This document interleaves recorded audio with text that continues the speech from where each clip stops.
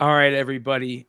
We've got a great show tonight, a great lineup, a bunch of great people here in the studio with us tonight. Even one that is hanging out while watching one of his favorite teams play on Monday Night Football. That's okay. We're going to rock with it. Tales from the Flipside.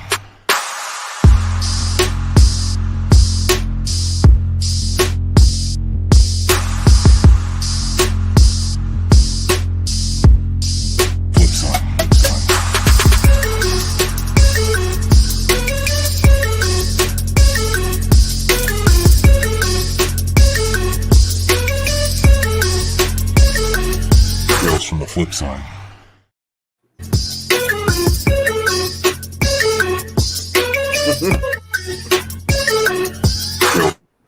It's hard to talk shit about Big Clutch when he's his team is up 14-0, right? It's like it makes it really hard. But shout out to Big Clutch hanging out with us. I muted you, brother. You can unmute yourself whenever you're good. Big show tonight, you guys. We got a ton of people on. We might have more popping up. You never know what's going to happen here on Flipside. A lot of fun stuff. We've got a lot of fun stuff to talk about. Big news, rumor news, right? We've got rumors in the Star Wars front. We've got rumors in the let's see here, Black Panther front. We've got rumors. We got all kinds of crazy stuff that we're going to talk about. Plus, we are the last to get to talk about the Eternal stuff. So we're going to, get into a little Eternal talk and that type of stuff. We've also got the market report. But we're going to talk about something first that's actually really, really cool. Shout out to one of our very own Big Leg. Did something kind of cool over the weekend, which was a breath of fresh air. So you're going to have to explain where this was and what the setup was and that type of stuff, because that to me, that's the best part. All right. So every year there's a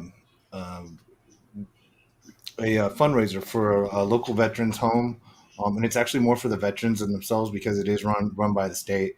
It's a local bar which has new ownership. So they built like these outside patios and stages. So I'm sort of outside. My wife volunteered to run cocktails inside. She did that in a prior life moonlighting as not a teacher. So a lot of people setting up. There's booths and stuff. There's silent raffles. I don't know if I get it in this video, but there's the Christmas tree. So there's a Christmas tree. There's names on it, and you pull it, and it's up to $40 donations for veterans and stuff. So I woke up in the morning and I was like, you know what? How can I contribute to this thing that I go to? Because if I go sell comic books locally, nobody's going to bid on them, right? There's literally like two people in that bar, and one of them's me, who might even have a clue what this stuff's worth. So I pulled out these couple slabs. The slabs on the left, the two raws on the right. The raws on the right. I happened to be talking to Drew from Wanted Comics that morning. As I press his books for him, I've got a lot of his books here. So he was like, "Screw it, man! Throw in a Star Wars 42 and an Eternals 1." And I'm like, "Well, that's a generous donation, especially considering that is the Hulk 181 Star Wars and such, or Star Wars Hulk 181 going on right now." So yeah, you see a lot of gifts and prizes. People are still showing up and things like that. I think we got up to 40 live here, and so yeah, this is a cool event. The bar, the pub, Dempsey's Pub, donates its time, and that's a lot of volunteers. It takes a lot of people to put this together, a band and everything else. I just clipped like a minute of something. What I did was I screen recorded, and there's the dog. Hey. Oh, sorry. Drew says going to get a razor and shave sponsor for the show. So, this is really cool stuff. We're just letting Sorry, this. I'm back. You're good. I'm just explaining that this video is going to repeat here. It's about a minute and 30 seconds. So I did the whole. I screen capped the whole thing. Yeah, I screen capped the whole thing. That's just to get an idea. That's why I played it there. I played with the books. It did well. Probably about 40 people live. I only advertised it that morning, and did good. It raised about 570 or 580 or something. I sent a screenshot over, because it was just those 4 books. So it was nice to get on there and be able to do that, and to write a check. And it ends up, it's people that live at the home, but we give away things to need specifically to the various veterans. The reason for that is because if you just write a check to the home, it's owned. They're the sales. If you write a check to the home, it goes to the state of California, and they don't always. I'm not saying that they always use the funds in the best interest of people. So we try to make sure people get that. Got to give a shout out to Inferno Man. He won all four, and got to hear people's stories in there. This run it took about 20 minutes to run this, so I got to know without knowing from people how many people in the community are either veterans or their fathers were like mine. The guy that won this said that his dad was a Vietnam veteran. My dad was and passed from Agent Orange cancer. So it was kind of cool seeing all that stuff. It was nice running it, and I thought Whatnot is the quick, easy way to run this stuff. It was nice of them to send out an alert and reshare what I was going to do, because you can't do something like this on eBay, and this is last second. And like I said, if I ran it in person, I might as well just write a check for $60 rather than give the comics away. You know what I mean? I didn't realize he won all four. Yeah, so same guy. Yeah, he won all four, and that's good. I was like, I'm gonna win one, and I was like, I keep losing to the same dude. yeah. So he got all four, and then. And so it was good stuff. I kind of ran it in order of value, I guess. So the Star Wars was the highest, and it went well. And it was it's good to know that impromptu community stuff can go quickly like that. We did it for CBSI and Google Plus days plenty of times for other people, and for specific situations. We're able to help out a family that needed it, going through something tragic. I don't know. 4 or 5 years ago, and raised probably over $5,000 at that time.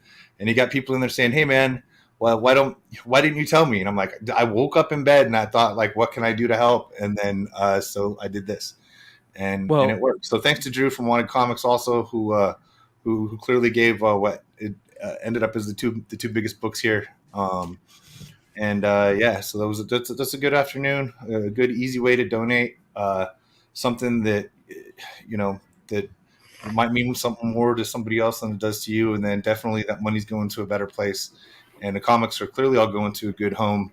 And I didn't ship them yet because you won all four, so I'm definitely gonna press the 2 raws for them before I send them out here. So, well, one of the good things that is kind of coming of it that I've noticed is a lot of the guys in our community here that are selling on there are going to try and do the similar thing this week. And there are a lot of veterans in this community already. People like, James from Hive, Comic Man Andy, Brian Wood, Simple Man. There's a lot of veterans that, are already part of this community and that are probably going to be doing something later this week, if not later on in the year, to benefit veterans and stuff like that. So I think over the next week, we'll do our best on our IG and on our personal IGs to kind of share those sales for all the veteran sales that's going to be going on. I know in a couple of chats, there's big talks about doing some cool things. So keep an eye on that. You guys know all the big people in this community, the people that we rep and that we respect, all Wanted Comics, Big Clutch, Sean Big Leg, Comic Man Andy, Hive and the boys, Phil at Wanted Vintage Comics and Toys, Mighty Mel V. There's a lot of people out there that are doing good things, and you should keep an eye on them. Follow those guys, give those guys some of your attention, and they do great stuff. Also, shout out to Rob's Comics. Make sure you're following him there. I see a lot of people in the chat that are also part of that group. So also, one thing I do want to say, I know sometimes it's weird to say you're a veteran, but if you're in this community and you're a veteran, I'd like to know. You know what I mean? So, I'm not saying that, you have to say something, but, if it's something that you're worried about saying, no, let us know. I'd like to know. And I think a lot of us would like to say thank you along that road. We've talked about great covers in the past. I think last year around this time, we did that really good show talking about all the old school Golden Age books, a lot of those cool Jack Kirby stuffs. All that type of stuff. So, this is the type of stuff I'm talking about, especially like the people that are here live. Thank you to each and every one of you. It's definitely an important thing, and this week you should be hearing that multiple times. So, I want to remind everybody that uses StreamYard. There is a new function. If you push Control and D at the same time, it mutes your mic. So, and it will unmute your mic too. So, Control D will unmute your mic and mute it also. Control what? You muted all your. Control D as in dog. Okay. Is that like the dumbass button? I'm about to say something dumbass. Yeah, that's the mute yourself button. It doesn't work on mine. We should actually call it Control P for Paul. Yeah, this is cool stuff. Shout out to everybody in the chat that is letting us know. I know it is weird to say sometimes, or it might feel weird to say to you guys, but you should say it more and let people know. Let people know. So, all right. Let me see here. Big Clutch, man. What? Matter of fact, hell, we got Big Clutch in here. I mean, we might as well talk to him about. I mean, like, what's going on with you and this whole whatnot thing? I mean, what do you got coming down the pipe? Yeah, we've got we did that Invincible Tyler Kirkham variant covers, and I think everyone is. I haven't heard anything about it. Yeah, right. Just kind of a really lame thing out there. Yeah, the lame thing that is everybody is screaming about for the last 3 weeks. Saw a lot of people pick them up too. People have been posting today that they sellers I think they've been sending out some to sellers, which is cool too. So hopefully, if you're on there, you might get a set of those. I do know that we're going to be doing another Whatnot sale for Comics Vault Live on next Friday the 19th. And we're going to do another pack break session with that. So it'll be a little different than what we did with when Whatnot sent those out and Jack sent those to us. But we'll have some CVL variants mixed in there, and it should be pretty fun. Hell yeah. I think that's it's funny. Aaron Yee did his first. He did a real like pack break with the sports cards, which is probably one of the more exciting things on the app I get. But I love how people are using that and taking it to other sides and other things. You know, it's like a meta to be played with, and it's working well. I definitely want to shout out Mighty Mel V, who had a great little show on Saturday that we talked about on the Saturday night show, and it was fun watching that, people talking about that. But I've seen a lot of people that have been talking lately about the Eternals movie, and you know the recent end credit scenes and all kinds of stuff is making people excited about future Spec, and we're going to get into some more future Spec stuff to talk about here shortly.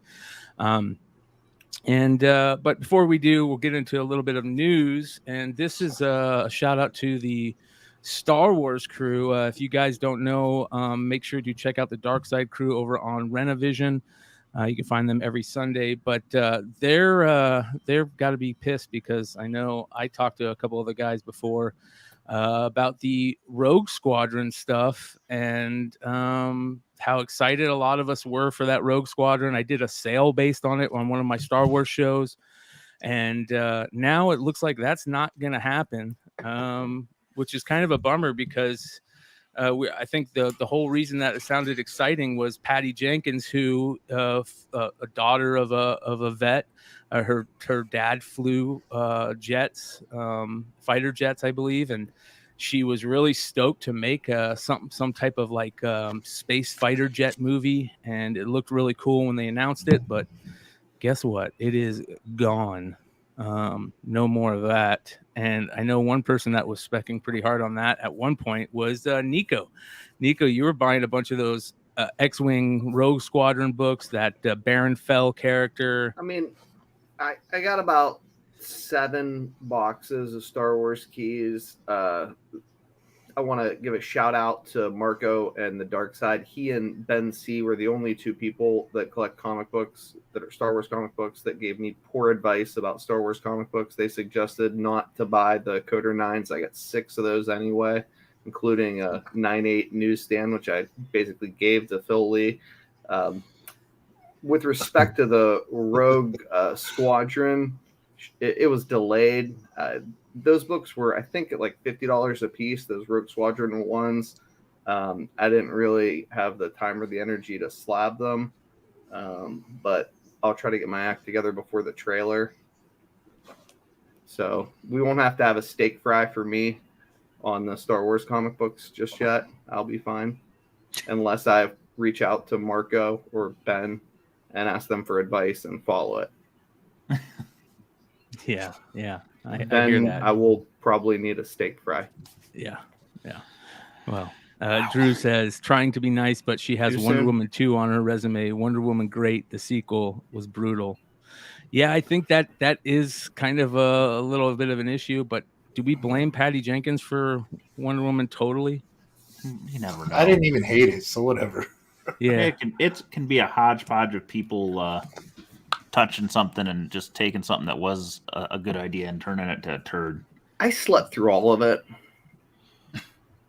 I mean, Yeah. legitimately, like, turned it on, fell asleep, woke up, it was over, never went back and watched it. I trust all of the people that say it was bad. Gal Gadot stared at me the entire time, and I was just, whatever. This isn't so bad. Sounds wonderful. I'll Like, use all that right, excuse to we the day get I it here. die, man. I loved Wonder Woman, both 1 and 2. Do you think we could get Gal Gadot in a Patty Jenkins Star Wars Rogue Squadron television series? Great idea. That is how we're I going to feel bring like this we could back. save the project. You laugh About as about likely that. as her- about as likely as her coming on the flip side. Hey, you guys got some Gal Gadot coming out this week on Netflix, right? Isn't that Yeah, I was Really? just going to her bring and The that Rock? up. And Well, Reynolds? I've been writing her emails under a pen name, inviting her to the channel. I thought we could put her on Star Wars Sunday. Are you using my name? Is that why I got the restraining order? Possibly. That's why I'm in Said a too much. hotel running I've from said the too law. much. I've said too much. I'm sorry. Said too Wasn't much. there some type of crazy rumor that she was supposed to be in some Marvel movie or something like that? Oh, I don't know. I don't know who wouldn't hire her. Yeah. Well, the rumor that is she's being gonna cast. replace Letitia Wright. Is that what's Yeah. Shots fired. The rumor that people are starting to talk about now is that now that no more Rogue Squadron, that we might get the Old Republic series we're all itching to get. Now, can somebody answer this for me, because I didn't do a good job of like paying attention to where the rumor came from or whatever. What Old Republic story are they talking about? Because there's like 2, and I'm not a Star Wars like aficionado. So I barely know the people's names. Okay, Yeah. that's why it's easy to make money on Star Wars. You're just like, oh, if I've heard of it, fuck, it's got to be popular. Right. Every website that we go to check this stuff on at this point in my head is rumor, like very suspect rumor type stuff, and this is very suspect rumor stuff. But it says here the next Star Wars movie will cover the Old Republic according to simultaneous rumors from Big Screen Leaks, Jordan Mason, and Adam Frazier, who I don't know who any of those are, but some of the big 3 of motherfuckers that nobody knows. Yeah, that nobody cares about. Yeah. Just one of these sources reporting the rumor wouldn't warrant much, but all 3 gave the possibility some weight. That's more. What's more, this film could start filming as early as 2022. We should reach out to Peter Renna and Simple Man, and then the 3 of us could come up with our rumor. Just make some shit up and see if when we report, all 3 of us report it at the same time, if we can get a Yahoo push notification or something. What do you think? Yeah, maybe. Maybe a key alert. Why does that guy have a yellow Something saber like and a that. pink saber? And who has time to put out like these fake rumors and create fake rumor websites? We don't I even don't know, have but- time to do real shit. Well, that's So time the- to make up fake shit. The only reason that I paid attention to it is the guy from the Den of Nerds is traditionally lightweight, reliable, right? Okay. And he was talking about it. So I thought, that's interesting. Okay. I like him, and that's why I had mentioned it to Brian. But when I talk about the 2 different like iterations of the Old Republic, again, we'll need like a fucking graphic drawn by Ben and Yeah, Marco for like me that. to like What's that one understand. guy? It'll look like fucking Charlie's Yeah, board Charlie. Yeah. from It's Always Sunny. But like that's about the only way that I can understand any of this stuff. But I know that there's like, you know, two separate video games, at least like anthology series, two separate comic book series. I don't know which Old Republic they're talking about, or if it's both, or if those are really the same universe, or what. But I know there's different fucking characters. Like, do we get Revan and Malik, or do we get like Darth Mar and that crew? That's the only part I didn't understand.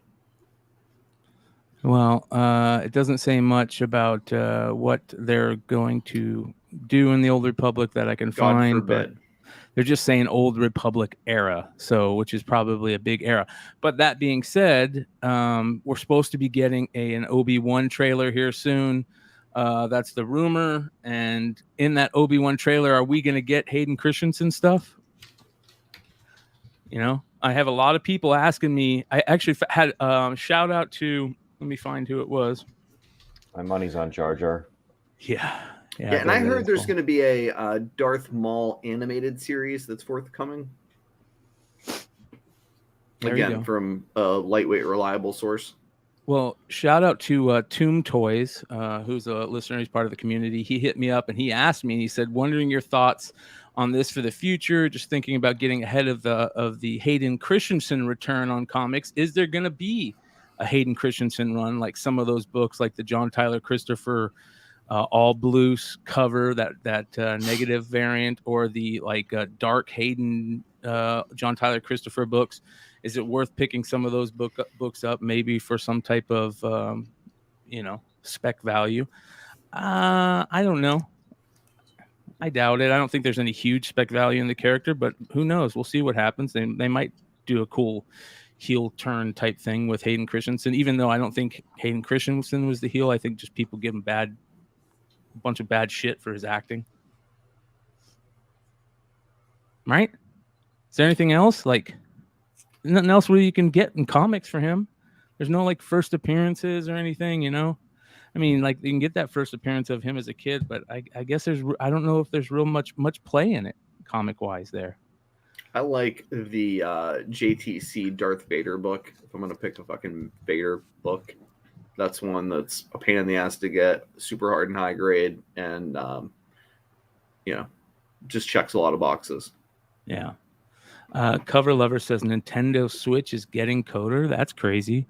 That's interesting. I didn't know that. Did you guys know that? You guys hear that? No. Oh, that's very interesting. See what they're going to do with that. When it comes, go ahead. When it comes to the Old Republic, are there like specific time periods? Are there specific stories? Are there specific characters that they've focused on?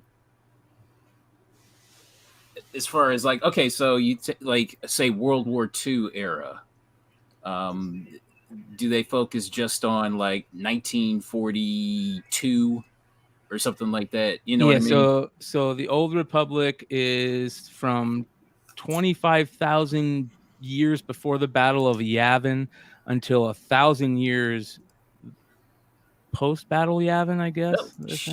Jeez. So it's a 25,000 year period, which is crazy. So when I talked about those two separate timelines, there's the one that nobody gives a shit about, and the other one that has Revan and Malik in it. I assume they'll do the Revan Malik story. The only, like, when you talk to guys that are Star Wars fucking wackos, if you're one, God bless you. I'm sure there's a 12-step group in a church basement where you guys can convene and play with lightsabers. They say, we can't do Revan and Malik. That'll be 9 fucking films. And I'm like, Jesus Christ. Because the story is just so epic. You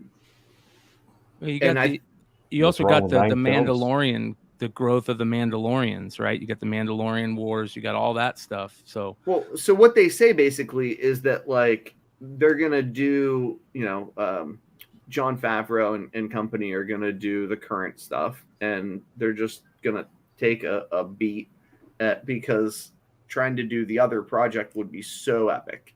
And then when they did High Republic, it was like, oh, look, they're looking to do their own sort of imprint on this rather than try to like reinvent these old stories. I think there's a huge audience for Revan and Malik. I mean, McClay loves it, right? Yeah. It's all that I know about Star Wars. I mean, I know like what's in the fucking movies, and then I know Revan and Malik because it was a big deal. That's about the extent of my shit. So if you're a betting man, that's where I'd go in. Yeah, so there is a period where like there are the most characters like at once. That's a great question. Yeah, there definitely is, but what that period is, I don't know. Probably that's the period. Revan Malik stuff. Okay. I mean, it's the Knights of the Old Republic, and the other thing that's cool is you get 2 first appearances for all these guys because the big thick Star Wars Tales books that are fucking awesome in their own right, they have these characters too, and it lets you do things like Darth Nihilus is there, and I mean, there's just some Darth cool Malak characters. Yeah. Anyways, it's that there's just too many time periods in Star Wars, which is great. I love it. I love the fact that they have it. You know, just gives us more cool characters. But there's just so much that it's absolutely crazy to think about, like where these characters are. One more thing. Is there time travel in Star Wars? Yes. Yes, with Ahsoka there is. Sorry. Okay. Yeah, right. Because Ahsoka. So if you guys remember, and this is going to sound like crazy because I'm not super into it, but in the cartoon when Ahsoka fights Vader and Vader has the upper hand on her and gets ready to kill her, and we all thought Vader killed her because we didn't see that final slash scene, and then they waited like 3 years and they showed that that was when Ezra, I think it was Ezra, was in that the space in between or whatever they call it with that crazy entity, and he grabs her right as Vader's about to kill her and saves her.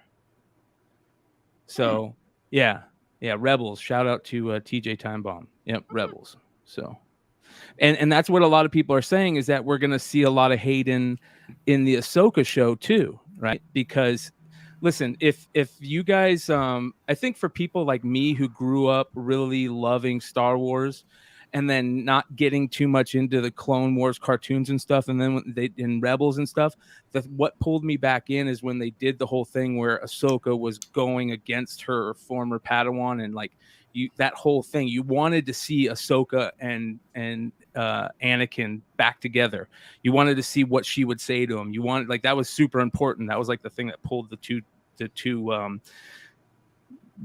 genres together, I guess, or the differences in the years.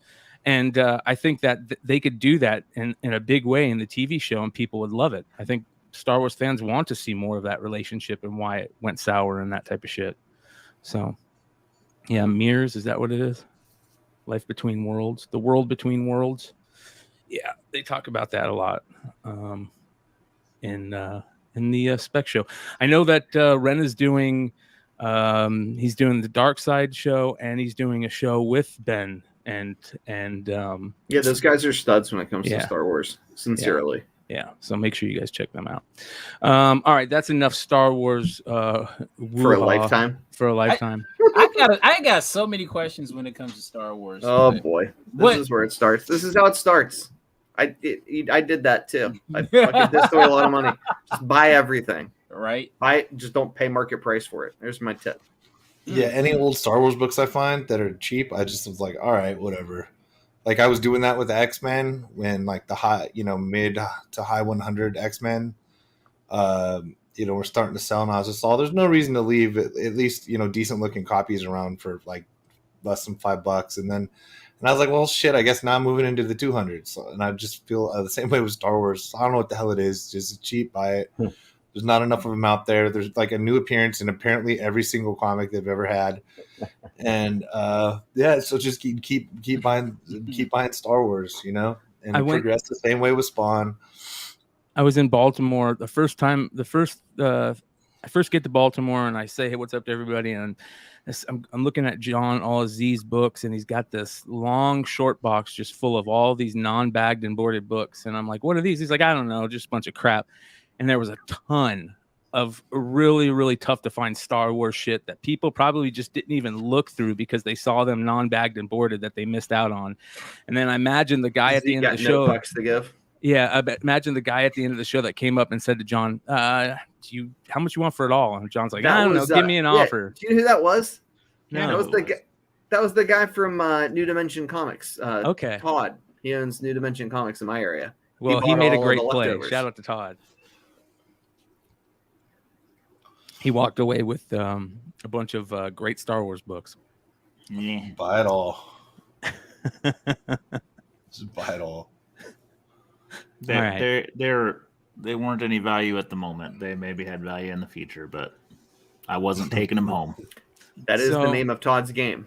And if you don't know what you had, you can't miss it. So what does it matter? I know what I had. I sold most of the good stuff already, or I sold it too cheap already. So I figured you looked it all up, dude. Nobody gives away Star Wars without looking it up these days. Yeah. Did you guys see the new Hawkeye trailer that came out? Yes, no, maybe. All right, I'll play it for you. Here we go. I'll play it without the sound, and I'll stop it. And you guys can kind of just see what it looks like. Oh. And this is when we got banned from YouTube. No, don't worry. I'm giving a little bit of a commentary in between, like transformative. This is transformative. We're talking about it being transformative. Transformative. You're transformative. So you guys can see it looks very Aja-esque with the arrows and stuff and that stuff, which is fine, right? I think when we think of like that era of Hawkeye, you kind of think of David Aja and the covers he did, right? Is that not something that is in your guys' heads? Maybe not. Maybe am I wrong? Oh, totally. Yeah. Like, those covers are crazy. Well, the problem is that they just put out that trailer today, I believe. And it says here, interestingly enough, David Aja was just in the news last month for tweeting about Marvel Studios using his covers as a basis for the show's promotional posters. At the time, Matt Fraction had gone viral as fans applauded the movie studio for using, quote, his, unquote, run for inspiration on both the show and marketing materials. After many people pointed out Fraction and Aja were equal partners on the series, the artist revealed that he'd rather get paid than get credit, which was interesting. And I think most people would say that. Man after my own heart. Purse first. Yeah. So here's the tweet from good old David Aja, who we talk about a lot on the show. Haven't we learned now you don't get paid in comics? Yeah. Here's the At least tweet. Working for Marvel. Those posters. Wow. Look how. We talked about this on another show. I get it. Probably other people have talked about it all over the place. Why is it doing this? But you can see the posters are pretty damn similar to an Aja cover, right? Yeah, so, pretty much.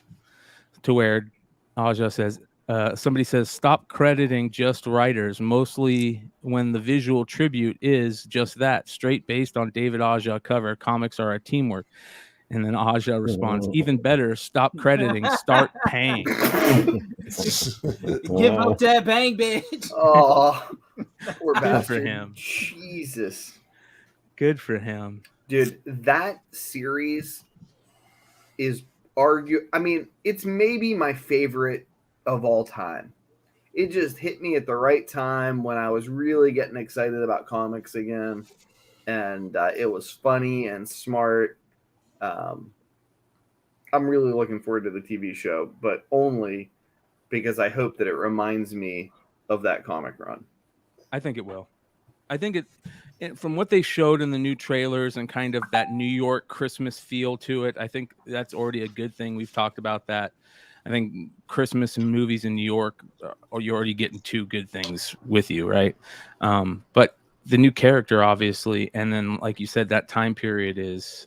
Even at the time those were coming out, like when those issues were first coming out, everybody knew, like, are you reading the Hawkeye series? It's really freaking good. Like, and that Hawkeye series wasn't selling much at the time. I remember, having to find it. So that's a good thing. But we'll see what happens. Any other crazy? Do you guys see the?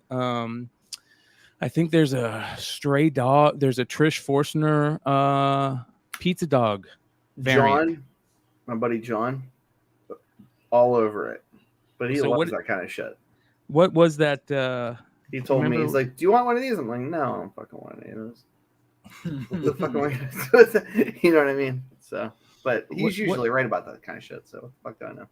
Yeah, is this it right here? Yeah, this is great. Look at this. All right. Who doesn't love Trish and Tony from Stray Dogs, Salt of the Earth? Super happy for them. There's sorry, no, it is Tony. It's not Trish, it's Tony. Sorry, my bad. Tony that did it. So there you go. Nice. Tony doing a pizza dog cover. That's awesome, man. So I'll buy one. Why not? Now I'm hungry. Damn it. Yeah. Do you think we'll get the pizza dog episode like I pray for? Yes, 100%. Oh, dude, if we get the pizza dog episode, my life will be complete. It'll make me the happiest person. Period. Yeah. It's only limited to 3,000. Only. We're allowed to buy things that don't make us rich. Okay. Yes, you're 100% right. That being said, I do want to throw a quick shout out to Bird City Gang. We got you. They're hating. A lot of people are hating on Bird City for some crazy bot action that. That's not Bird City's thing, is it? No. What I'm talking about is because I'd buy it if it was. I just didn't know who the fuck was doing it. I don't know. No, Bird City dropped a new variant and they had some issues with some bots and people just going crazy, and they had to basically, stop the sale and all this stuff, and turn that all this. What's that? It's a lot. It's a little mean. Yeah. Why are they trying to be mean to them? I don't know. Who knows? Well, here it again. We're getting into that crazy category of there's people out there who are anything they buy, they have to make money off of. So, hey, since we were talking only 3,000, can I talk about that book that I was talking about before the show? Because Rob is still talking about it. Which book? The one where there's only 100. Yeah, hold on. I pulled an image. Yeah, you're fucking killing me with this. Why you got to talk about it? I didn't even have one yet. Well, good luck. No! So, the wedding issue, there was talk of this for about 6 months at La Mole. They did foils of it, but Marvel did a cease and desist. Now, this is all coming from chatter right now out of Mexico, so a little hard to confirm, but the chatter out of Mexico is the guy that kind of was doing it printed 100 of each. There was a Marvel cease and desist. He basically sold them anyways, but not at the con. It sounds like kind of out the back door scenario. When you say 100 of each, you mean the foil and then another one that's just... They're both foil. One's a yellow foil and one's a silver foil. I gotcha. Which one? What color is yours? The one on the left is... The one on the right is much better. These are both the foils I bought. But you got both. Okay. It's a set. So like they were going to do... I think they were going to do one limited and one not. Like they were intending on doing like 1,000. Is what you're saying. Wait, they were going to do like 1,000 or a couple of thousand, just standard La Mole print run. And I think Marvel ceased and desisted it because they stopped talking about it. And then all of a sudden, after La Mole, these started popping up. And everything that Robert and some guys are hearing is there was about 100 of them. Damn. No real official distribution channel. And they're going to be hard to find. So I've just bought the set that came on eBay and, paid a decent penny for them, but we'll see. What'd you pay? I paid $300 for the set. It doesn't sound bad. Yeah, no. I'm with fucking leg, dude. That doesn't sound bad at all. So we'll see. Yeah. Just one of those things. If you happen to be in Mexico, keep your ear out. But sounds like a lot of them are wanting to keep them themselves and are scrambling to get a copy because, like I said, they weren't distributed officially at the con. There's no logo on them or any of that. How Marvel going to enforce a cease and desist? Just tell them to... Oh, yeah, right? Good luck with it. Just tell them to jump their monkey asses over the border and try. Listen. Do you want to... you want to mess with the Disney lawyers? That was even never. Yeah, I mean, I understand. absolutely. I just get a Zero cartel. regard for corporate Just lawyers. get a cartel on them. Fucking. Listen, Yeah, I'm just reporting the luck pissing off news. These are Scientologists. supposed to be very difficult to get. Godspeed. Enjoy the story. Yeah, Kind of fucked me on that one. You got one, and then you reported on it. You could have been like, "Hey, George, I don't think there's going I to know be you another think for a this is minute. cool. They're I wanted to all share being this kind tip of with scoured. you. 'Cause you're and my friend." I've been pressing the real ones apparently, and not having any idea what they were worth. So, No, not at all. you got a Oh my lot of God. faith in our postal system, dude. Yeah, That's all for I the gotta record, say. I haven't been here since our It triumphant runs in the return family, but from Baltimore. Can I mention the amount of money that was offered to John for his copy of that wedding book was enough to buy a much nicer car than the one that I drive. All right? Is Like, saying a I mean, lot. people were just like, "Whoa, how about this?" No, whoa. I mean, it was oh, we just set wild. that priority over. Not okay. All right, y'all. Yeah, I didn't tell you what it was worth. I just figured go for it. I was like, all right, dude. I don't try any harder or Well, less I harder. didn't know on what it any was worth books. until it got graded. Yeah, Oh, dude, jeez. Sean was fucking freaked out at the offers, Oh, having dude. pressed the book. That was Yeah. weeks ago, and he still got the same sentiment, which was like, that was worth how fucking much? Jesus Christ, man! What the fuck did he have? Like homeowners insurance that would cover that? I mean, what are you doing to me here? And believe it or Wacko? not, a book's a book. I don't treat any of them unless there's like just a ridiculously like beater copy of something. Whatever it is, I treat it basically the same. Like if something's clearly like a 1.0 like bronze book for some reason that somebody wants me to fix coming out of the bag, like I'm not, I might pull it out a little faster than on like a 9.8 EOSV land variant or something like that. Might be a little delicate because you can't hurt it as much. But yeah, just the shipping liability is what scares me. Like I got a guy who's like, these two TMNT ones are both in the 9s, and I'm like, dude, you want to ship? I don't know if you want to ship it from Canada to California to Florida, man. I'm like, I don't have Jesus Christ. Yeah, I'm being serious. He's like, I think I might fly to Florida. And I was like, that's probably your best bet. These are like $100,000 books. It's just paper. I'm not going to treat it any different than anything else, right? I'm not worried about messing the books up at all. Like, not in the least. But like, it's like, I'm all, dude, but like, dude, the precedent. You're going to send this in a wooden crate or something like that, dude. And still, I don't know what to tell you. I don't want the liability. Yeah. Right. I still live and die by the overnight priority because Ozzy said that's the way to go. It doesn't get mixed in with the other shit. It doesn't priority I got for allegedly, which still hasn't come, that I've been waiting on since fucking last week, got all the way to Warrendale, Pennsylvania. I live in a neighboring state.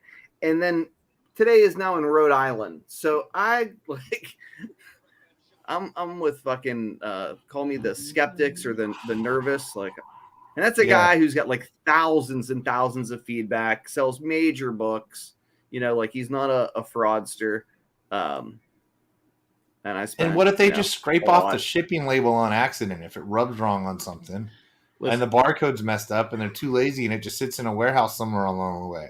I know it's a horror story. They're usually, honestly, I've had what I don't know if I'm going to call it luck or what. I mean, I've had good stuff, like expensive stuff, even though my labels just print out. I do one clear piece of tape on, anything expensive that just across the middle because I got, the 4x6 label print. The whole thing's a sticker, but one piece of tape. So in that piece of tape is the return address and the address. So no matter what, you can read that. And I don't want to put tape over the barcode in case it distorts the scan or something because that doesn't even screw you even more. But I'm like, oh, this is expensive. This is worth 4 inches of tape. That's where it's worth it to keep that shit on the book, man. Well, it's funny because we're heading into the end of the year, which is usually buying season because everybody's saving Christmas and it's cheap. But man, you add that to the supply chain and the postal service being a wreck. It's scary. I don't know if you want to be buying, selling, or just sit it out. I think it just depends on what you're getting. Yeah, I don't think you want to be willy-nilly on it. I haven't really run through problems. So I don't know. I've just been lucky or whatever you want to say. It's kind of worked out for me. So I'm still going with our postal service. My past experience is in December. I stop using first class. I don't care what it is. It's priority Really? only.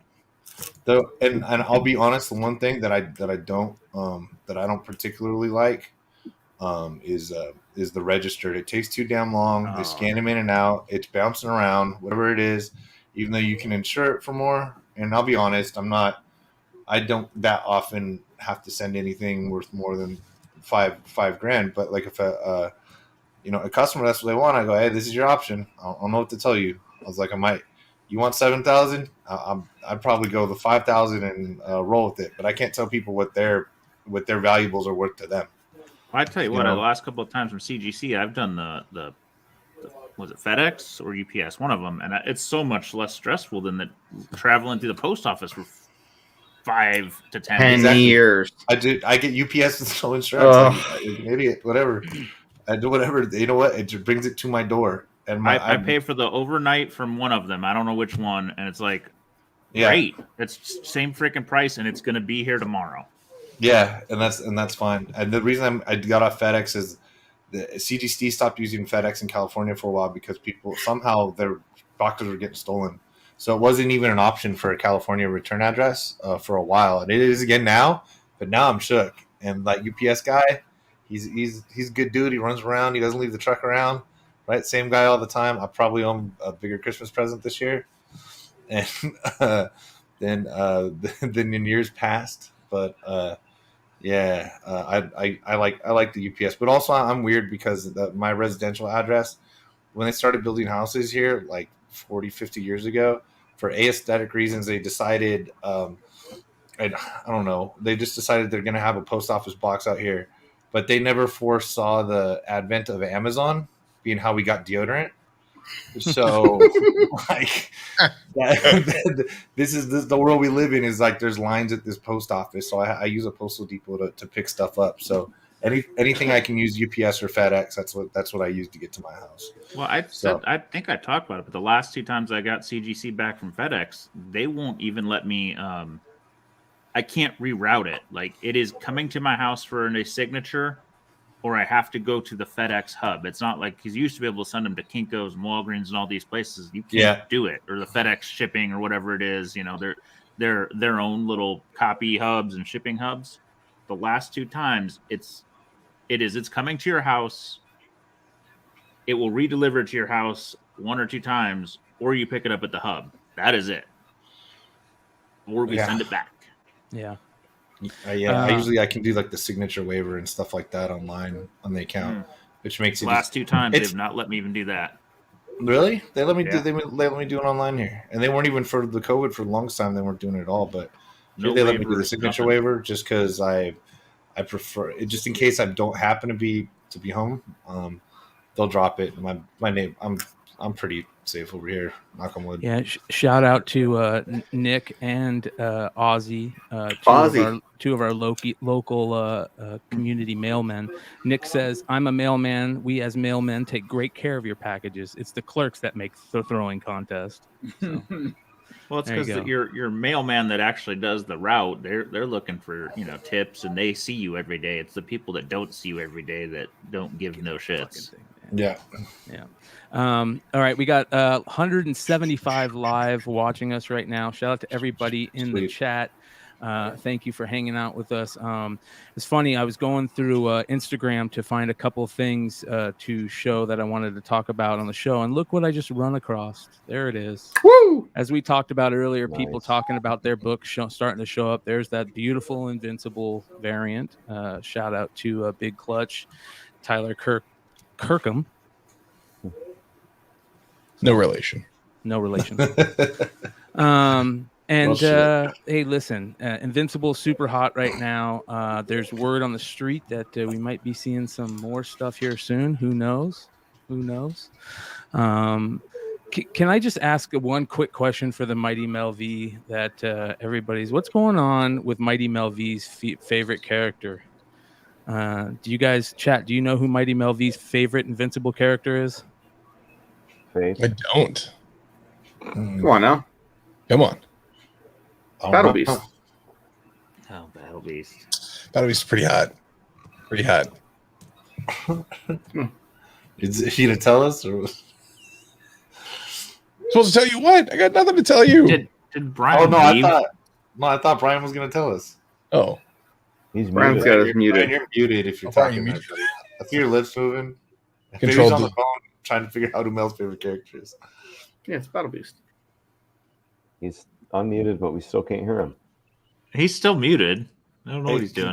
Control D, bro. Control D's. He must have hit Control D. Control P. Control Paul. Got a problem, baby. Aw, our His poor mic. buddy. It says your mic's not connected.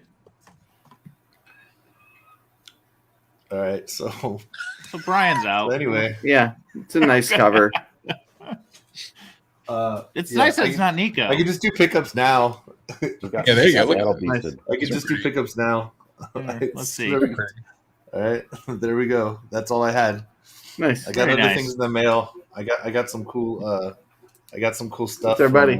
Oh, shit, I got a cool Masters of the Universe figure. All right, I got it. From Dennis. I think I got it. You back? In control. I'm back. I think I'm he's back. back. Ground Yeah. control. Did the you take a major little one. sidestep through the universe in I a cloud did. car and I did. So Control did you guys D, hear Control P. me asking about Mighty Mel V's favorite character? Yeah, he likes Battle Yeah, Beast. that's the last. So thing what's I heard. going on with Battle Beast? He said he wouldn't tell us. It's secret. He wouldn't tell us. Can't That was take secret. all secrets, man. You can't share That was nothing. double top secret. I mean, the big Two shot JFK. Hollywood Bobby Kirks, man. That guy would slit my throat if anything got out. So Yeah, shout out to Robert Kirkman. I mean, those Hollywood games, like they are legit. Yes, it's like Squid Games. Yeah, Skybound Office Squid Games. It's like assistants are getting picked off left and right. It sucks. Yeah.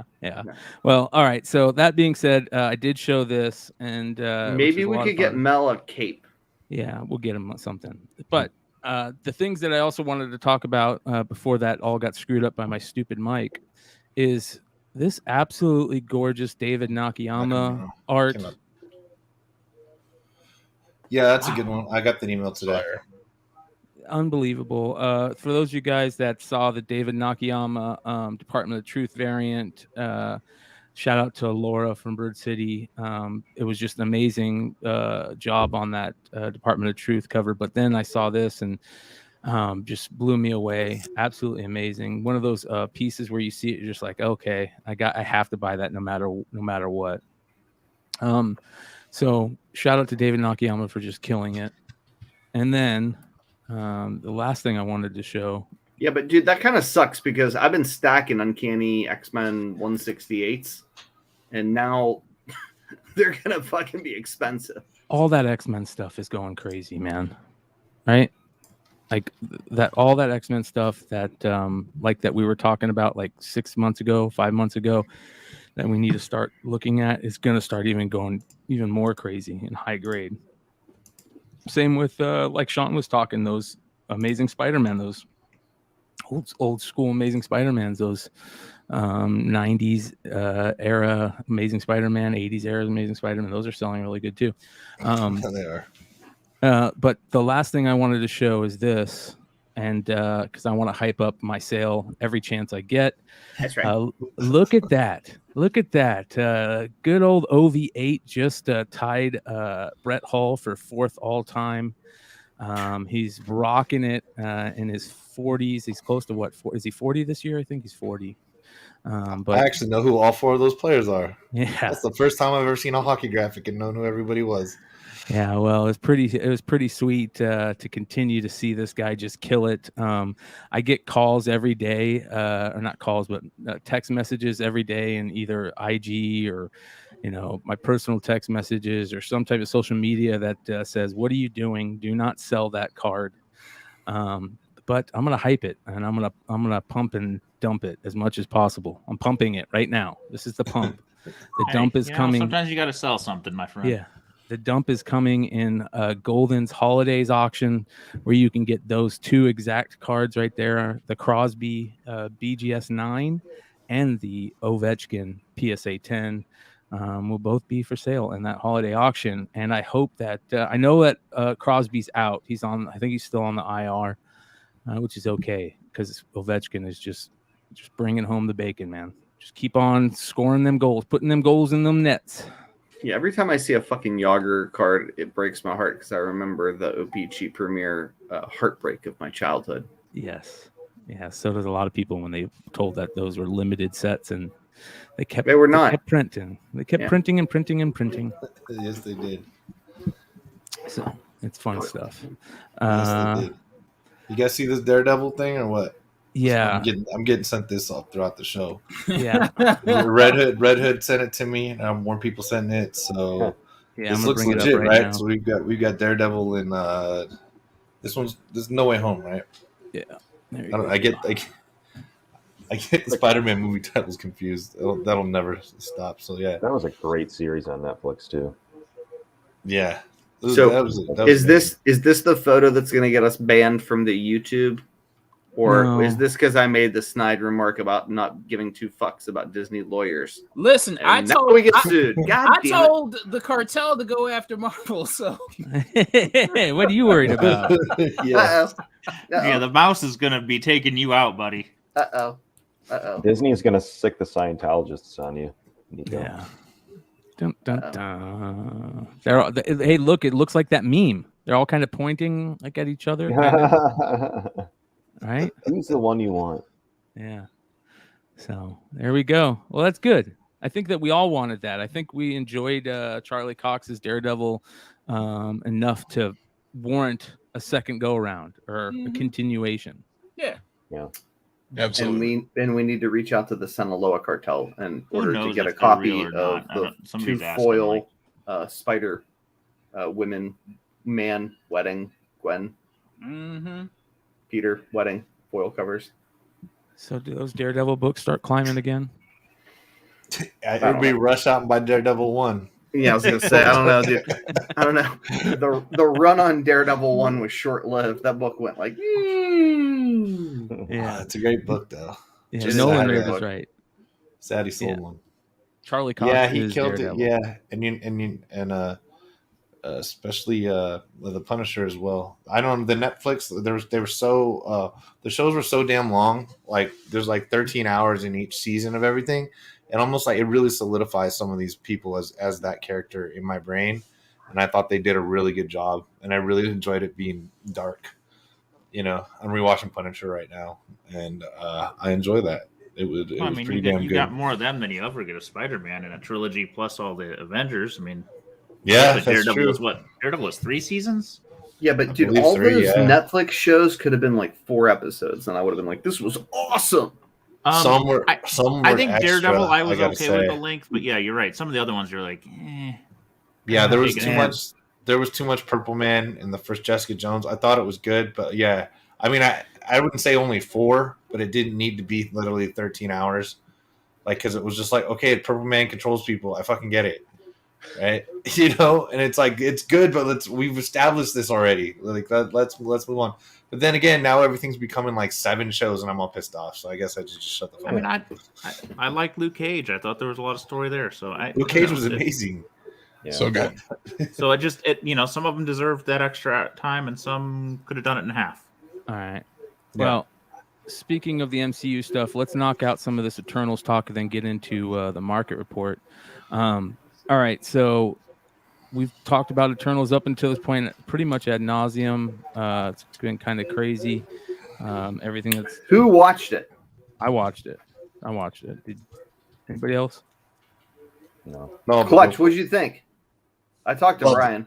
I loved it. I've never been a fan of the Eternals in the comics. It just never sat with me. So I didn't have many expectations going into it.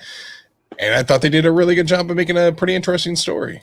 Okay. Now, I sort of said the same thing, but what I also said to Brian, who also was like, yeah, it was good, was this. If we hadn't been told by every person that it was the worst film in the history of filmmaking for 7 weeks before, would we still be like, oh, that was great? Or were our expectations collectively so low that, I mean, I don't know. It wasn't that fucking good. But like, it was good. It was a hell of a lot better than every person said it was before I went, for sure, right? Oh, absolutely. Yeah. I mean, sure, there's probably a little bit of that. Yes, you want to fight back against the trolls who were just like crapping on it just to crap on it. But I still thought it was a pretty solid film. So yeah, enjoyed it. Will you watch the sequels that are obviously forthcoming? Absolutely. Do you think they're going to do Eternal sequels, or are they just going to run those characters into Guardians of the Galaxy and into, that's a hell of a question, but what do you... Depends how it plays internationally. Yeah, I mean, what do you call it? Do you call it... I don't know, man. I think they can... It's done pretty well internationally so far, like 171 million, I think they said internationally, with international. But 70 million... local or in America, I guess, whatever, is not a big Marvel push, right? It's the lowest since the I guess the COVID push or the COVID shutdown. So I don't know, like, does it have to do internationally in order for these characters to get a sequel or not? Well, I mean, it doesn't even have to be a sequel. I mean, the Hulk hasn't had a movie in the MCU. I don't know. Where do you put them? Like, what movies? Guardians of the Galaxy.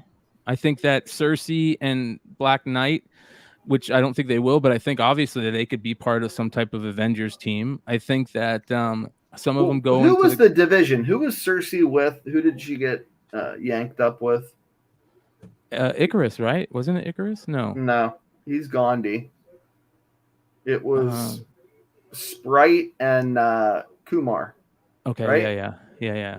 Is that right? I don't remember. I don't remember who she got brought and then up the to. rest of them went to space except for Icarus.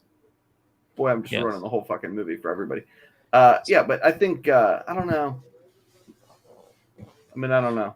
Shout out to Noah Nerd, who dropped a $5 super chat. Said, saw it 2 times in theaters. I like the story, just like the stuff about the cast and scene choices, but gave it a 7 out of 10. That's what I gave it a 7 out of 10 too.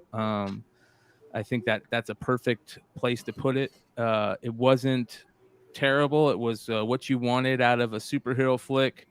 I remember leaving Thor: A Dark World and just being like, well, that was kind of fucking disappointing. I didn't feel that way about Eternals at all. I liked the post-credit scenes. I was excited about them. It wasn't like the most fucking... it wasn't like my favorite MCU film, but like it wasn't bad by any stretch of the imagination. It was entertaining. Because I didn't know anything about the characters, I was constantly like interested in what was going to happen. Didn't see it really coming. Was fascinated that because I'd heard all of the this is going to happen and this is going to happen for 2 fucking years.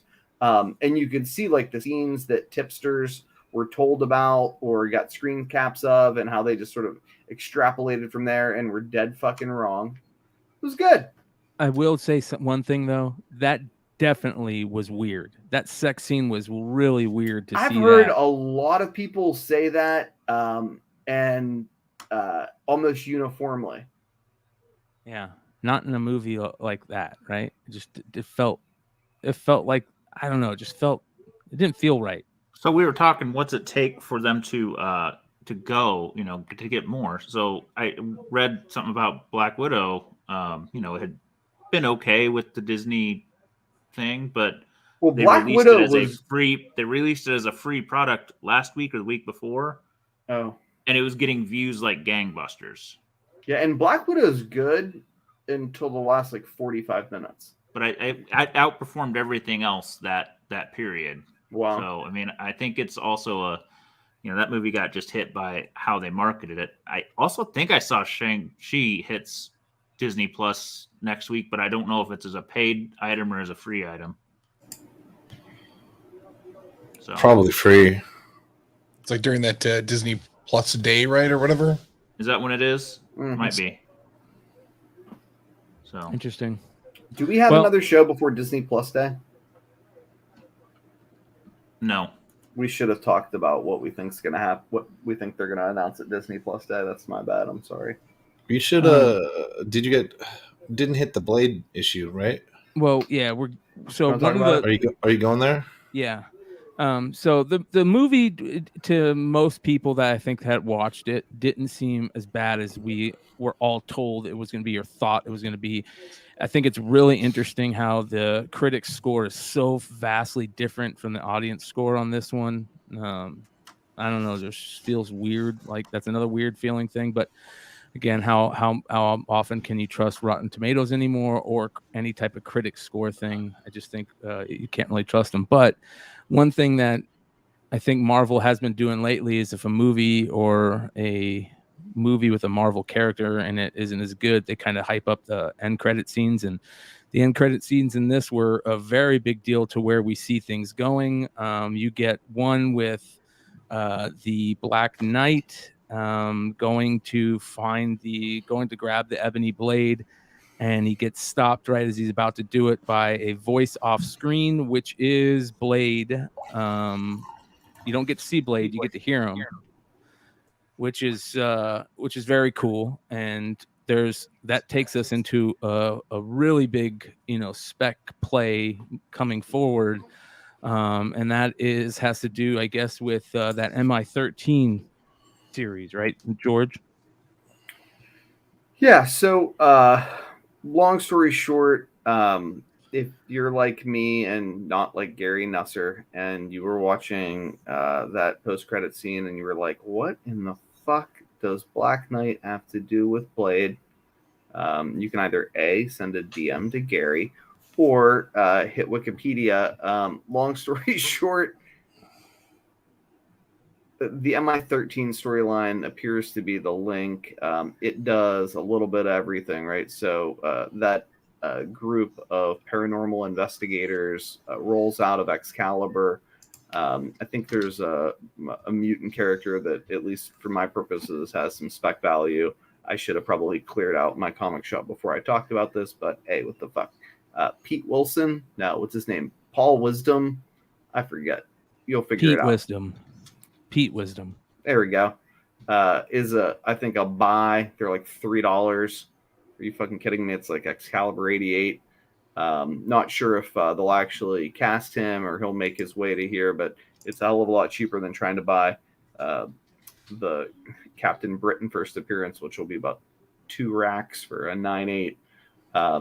These are the storylines you see in MI13: Dracula, Doom, and Secret Invasion, all of which have a place in the MCU, we think, going forward. I suspect that we'll see Dracula as the big bad. I just maybe don't as think we'll early see Dracula, but what do I know? Maybe as early as Moon Knight. I don't have a Tomb 198 like an idiot, so blame me for that. But I also think this is a good opportunity for Doctor Doom, and a real good opportunity to kind of roll MI13 into Secret Invasion. Obviously, that TV show is coming here soon, too. So there you go. Yeah. Cool. The other stuff, does anybody know about this cover? Shout out to, let's see who wrote let me find out who wrote this article real quick here. So that Blade cover, this is from Topher. Wow, back in the day. So Topher wrote an article on Blade back in the day, and that Blade #1 book, this book right here, was in the Hot 10 this week, and it's starting to get some love and go crazy, which is crazy. But there is also this book. Does anybody know anything about this book right here? This weird Bart Sears variant? The weirder it is, the more I love it right now, because I think people are liking this weird stuff. I don't think I've ever seen that before. Neither have I. I knew it existed, but yeah, not in the wild. No. I've only seen the picture, and I've never come across it. Yep. Blade #1, from Blade the Vampire Hunter. And it's a Bart Sears variant, and I'm not sure where it came from. I seen it looking for some stuff the other day, and then I found this old article where Topher talks about just cool Blade appearances. Of course, he's talking about this book right here, which is going crazy. This Adventures into Fear, #24. It's got a Morbius and Blade meeting. Of course, everybody are starting to go crazy with some of these characters in these first meetups. You've got people talking about Morbius and Blade. You've got people talking about Blade and the Black Knight. You've got people talking about Blade and Moon Knight, because there's rumor that we're supposed to be seeing some maybe Moon Knight production stuff coming up soon, which is very interesting. So a lot of those crazy books that we weren't so crazy for back in the day are starting to get some major love. Some of these weird foil variants and those weird Midnight Sun books. I know I talk about all the time those all black sketch cover variants things. So keep your eye on that stuff if you come across it. It's weird to see that Blade book be number 1 on the Hot 10 or wherever it was on the Hot 10. Also, all right, so the other scene that you get in the End of Eternals is the Harry Styles, Eros, Star Fox, and Patton Oswalt, Pip the Troll stuff, which I absolutely love. How can I not? Or how can any fan of Cosmic Era not love it? I think it's a perfect play to get Harry Styles to play that character. It just fits the whole persona and of that character, and I think that Harry Styles seems like, even though he's in a douchey music group back in the day, seems like he could be a cool character and maybe pull off that dynamic of an actor and a singer being in a big Marvel role. So we'll see what happens. But everybody's starting to go crazy now for Eros and Pip the Troll. People talking about Marvel Tales 179. Dude, is that what it is? And yeah, so that's so old, that news, that fucking Sleepy and I talked about it back on Comic Book Wars when they first leaked that shit out. Like, I forget how good these leakers are. It's unbelievable. They're years early on shit. Yeah. I ran through basically all my Strange Tales. Right? I did find I found this had to be sitting here, but I found stuff and you're just glad you didn't sell. You know what I mean? Right. So I didn't pull this out for the show just because it was in a box that I didn't think it was in. So it was like just tons of these tons of the Warlock stuff with my old price tags on them. Those are my price tags, not what I paid. Any of the Thanos stuff, you know what I mean? Like all these now, not the Strange Tales, but still, like you're still doing good. The 9 through 15, the Thanos run, I had marked it $50 for a set. Yeah, not anymore. So they're just sitting here because I was like, oh shit, these are in a box, and I was like, okay, you know what I mean? One of my favorite Starlins here. God, I love this. And I can sell them all because I got a 9.2 that's actually signed by Starlin. So I love the Gamora and the about Thanos in the background. Oh yeah, in the corners of that, cool Pip down there with the blunt. Yeah, that one definitely one of my favorites. That and then Thanos vs. Magus in number 10. It's just so it's a good little series here. It's funny because there's the Marvel premieres. That's all I got. The Marvel premieres, the onto the Power of Warlock, onto the the Thanos series, 9 through 15, stuff like that. So there's a bunch of Adam Warlock up there, and then you're debating, is it it's him in the Thor 165, which is the big dog, but let's be honest, the real first appearance of who the character actually is Marvel Premiere 1 and Marvel Premiere 2 obviously would be the second appearance. And then I think they went on to the Power Warlock 1 would be third. Then, Fantastic Four, 66, 67. Good old Warlock stuff, man. So it's so convoluted, but the character they're going to have is the Marvel Premiere 1 character. But I understand why people buy the other ones. I surely did. So you're muted, Brian. All right, so did I just too happy controlling D over there? Yeah, I am. I'm trying. I'm doing it when I'm not in the right place. So speaking of rumors and stuff, here is the latest big rumor: Black Panther. That there was some spoilers regarding a family line of T'Challa in the sequel.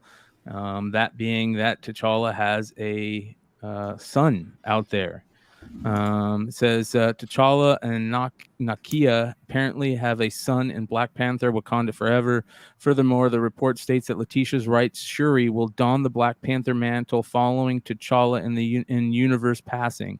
Hill expects that this unnamed son of the Wakandan king will become the Black Panther at some point in the future of the franchise, though this is not confirmed or to be in the plans at this time. Well, listen, this just so happens to come out at the same time of them shutting down the set for a injury that happened 5 months ago.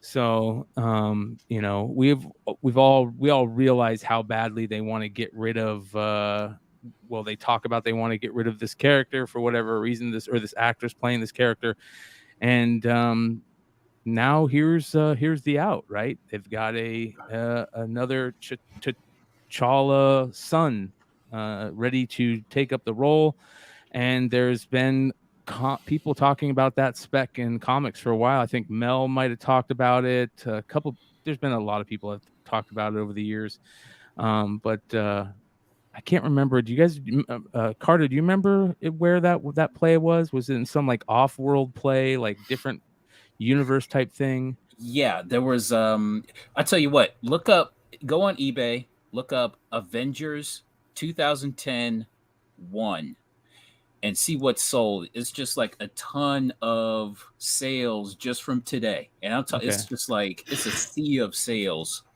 just from today. Yeah, it was like some sort of Avengers Next team, or just some sort of next generation Avengers team that kind of time warped into present day. And this was from like, I want to say damn near a year ago, 6 months ago. Yeah. This one right here. Yeah. Avengers number 1, 2010. Yep.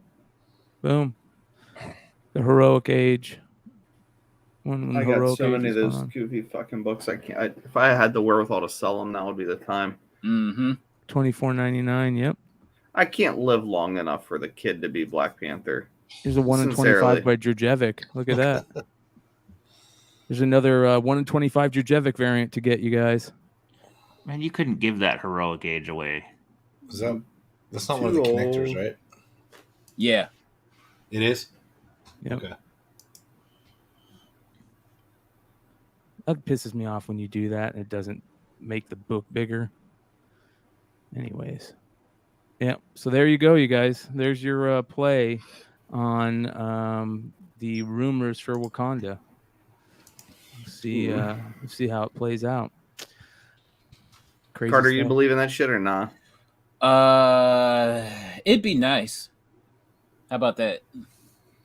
It would be freaking terrific.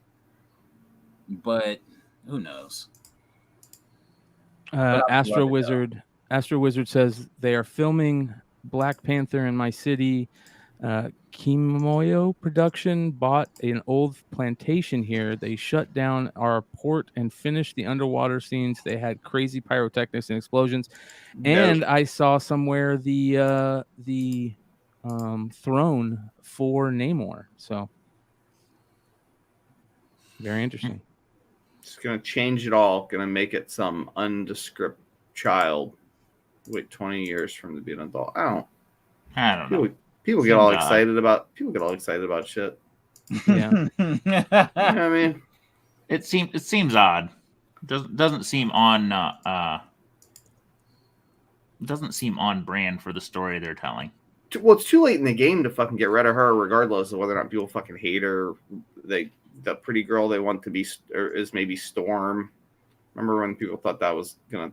Remember? No, vaguely. The cast of Pretty Girl. No. AVX number 7. Well, that Storm Michael Turner book was part of the Hot 10, Almost 10 this last week. So people are jumping on that book. Maybe this is. Can't find that book in high grade. No, that one's been tough for a long time.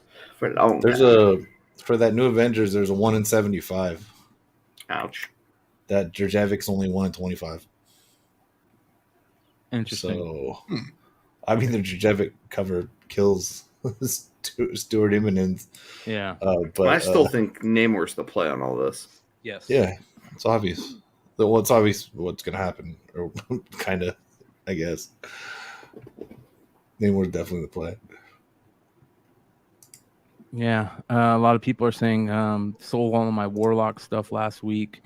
I think that a lot of people are finally able to sell a lot of that stuff that you were showing, Sean, because they all missed out, like most of us did back during the Thanos time period when we all bought that stuff thinking it was a play on Thanos, and it just never happened.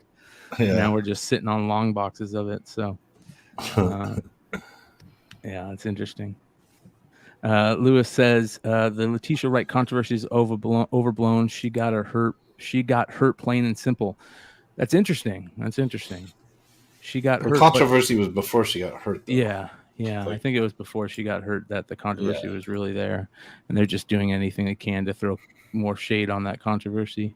We got space clones coming, symbiotes. We got all that stuff. Just be ready. Buy it all, like we said. Just fucking buy everything. Yeah. All right. You'll be ready to go. You want to get into some market report here, Z? Love to. All right. Have at it, brother. All right. Brian seems to be throwing me out of order again. So hold on. Did you go through it?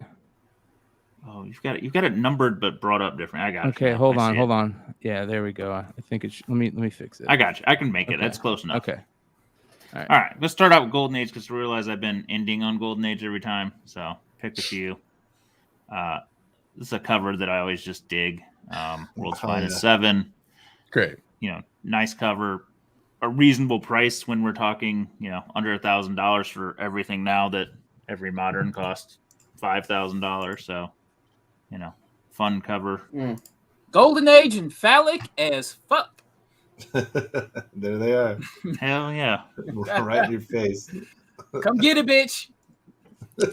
Strange Adventures, one of the old DC number ones with the blue cover. So, I still think these are a little underappreciated. At some point, that little group of them is going to get a little more. I remember back in the day. Is a set. Yeah, I remember back in the day. It was Journey. I think it was Journey into Mystery #1. Like that was like a $200 book. You know what I mean? So, yeah, that one is right for the picking. What is it? House of Secrets? This and what's the third one? House of Mystery, maybe. Yeah, and all three of them are blue covers. So I just think they'll get their day. I like sharing this one because this one always creeps the shit out of me. Damn, $250 for a nice looking copy. Cheap, creepy skull cover. UK sale, so I didn't actually catch it, but love that book. It's an old man seller. You can tell where they put their double spaces. True. I don't waste a double space anywhere. Double space is a period on my phone. Yeah.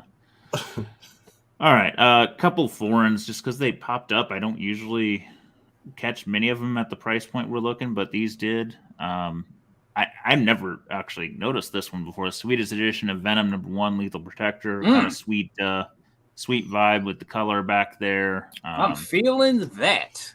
The Mega run is got a few other ones. I think see some X-Men out of there. This other one is this was sent to subscribers of the Finish edition, and these used to be like $40-$50. I passed on a 9.8 for a couple $100 maybe 2 years ago, and now just ungraded copies are catching $4. So getting some heat on this one now.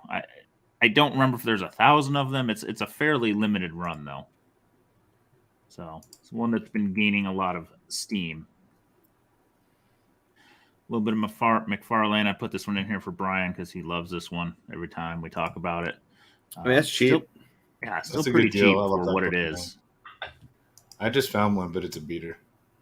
Yeah, I don't know how you find that at 9.8 because Marvel Age was just always shit. Fodder. There's deals to be had right now, but not on this. Goddamn. This is down a tad because no shit. It's not a newsstand, but I mean this was creeping a little closer to 2K, right, Brian? And we lost him. Sorry. I think it was, yeah.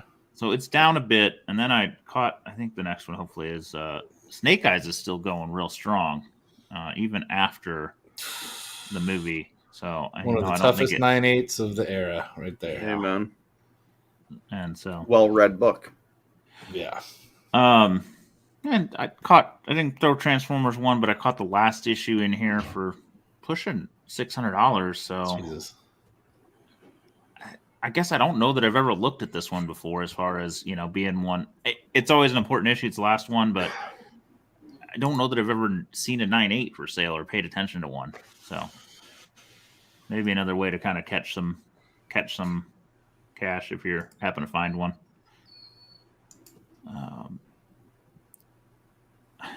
She-Hulk, this one seems to be continuing to burn up the charts with the risque cover. That's a tough 9/8. I think all of that later run She-Hulk was, because that stuff I remember seeing it all over the place forever. We say tough 9/8. There's probably dealers with just boxes of it that never touched it. Maybe they've got stock. They don't know where it is, but they've got stock of it somewhere. Easy, not difficult to press, but there's as far as tough 9/8, finding it without the color breaks is very difficult. Yeah, and there's a printer defect that's common on this. Don't be fooled if that's all that's wrong with it. Fucking snag it. It's a vertical white line. There's your cornbread. Yeah. This next set is I don't know if we did it in order. Nope, I gotta go reverse. It intrigued me. Must have been the same seller. They were right in a row, ended all in a row. 4 newsstands. You got a 3.5 that you paid $3.65 for. You got a 5.5 that you paid an extra $25 for. Yeah. And then you got the 6.5 that you paid $2 more for. Oh, that hurts. And then it took you to the 8.5 that you actually got a reasonable price. So I think what I've taken in watching when somebody runs multiple auctions of the same thing or different things is usually the first one and the last one are the tough ones. The ones in the middle, you kind of get your deals on. But man, if I'm the guy that bought the 3.5, I'm a little annoyed. Because I don't want a 3.5, but if you're buying one and the extra $32 is going to get you a bump to a 6.5, a 3.5 on a near modern book. Yeah, get out of here. So that's just an interesting spread to do that. That's insane. So this goes back to I would say whenever there's a key, just buy it. I'm not telling you guys to go buy 3.5s, but if you think something's underpriced, just go put it away and you'll find something like this. Yeah. So yeah, I don't know that I ever see such an array of books. I haven't seen Dennis tonight, but this next one was for him, I think. I actually found a CBCS auction that beated CGC the same day. Oh, wow. And the CBCS was earlier in the day. Patient zero. There we go. I'm so sad Dennis is not here because it only cost this for him $50 to get it slabbed. Yeah. So honestly, that's a pretty cheap sale for both of them. Yeah. This 9/8s have been holding steady, but the 9.6s seem to be coming down. Trust me, I paid attention because I did a trade in Baltimore I acquired one, and I am maybe now not winning the trade. So, ooh, I didn't know you got one of those. My bad. Yeah, should have paid attention. Morbius, I was just kind of looking at the prices. The number of sales ticked up, but the actual price itself is not crazy high. Just the volume picked up. We're talking for the 7.0, its 90-day average is not too far off of there. So I think just the number of copies moved was huge. I bet you if we see him with Spider-Man, that number is going to jump up. Yeah, I think it'll still move. That. You just had a lot of people sitting on copies that were willing to take their profits, I think. Yep. And a great trailer. That trailer I was happy. Outperformed. My thoughts for this movie were crap because it's just been silent for so long. Mm-hmm. You just got to kind of assume it's a dog turd coming. Well, I mean, that could be a good thing that they waited that long to put it in the theater. yes, I mean, You know, if it would have like went to put it off, like if it sucked, they could have just said, "Fuck it, we'll put it on TV." well, if it was going to go through COVID, you can't release something like that. That's a Did you guys fourth hear? tier kind of character. Did you guys hear about the? I think it was the director or somebody leaked that Tom Hardy was on set and did film scenes. Huh. So No, but sweet. This one is surprisingly still strong. Not really down at all after kind of the TV show has been pretty much universally panned. As a guy who's not sitting on a copy of Why the Last Man #1, that's disappointing. But I'll wait for it to fucking. I kind of thought it would come down. Maybe it's not. Maybe the love of the comic and the low print on it's going to keep it up. No fucking shot. I'm surprised. I thought it would be down already. Not a snowball's chance in hell. No fucking way. People are just too ignorant, too mean-spirited. Well, you believe in the good of the community. That book gonna be cheap soon. I will say today is not the day to buy, though. We'll see. I hope I'm wrong. I hope it gets picked up by Netflix and it never comes down. But Eternals is coming down a bit. This book's 90-day average was $6.25. I mean, there's sales up and down all over the place, but the books I was kind of seeing were trending more to the $450 to $500, $5.25 range. So movie hype's down a bit. We're gonna see sales good lag. Bastard. That damn Icarus. So flew too close to the sun.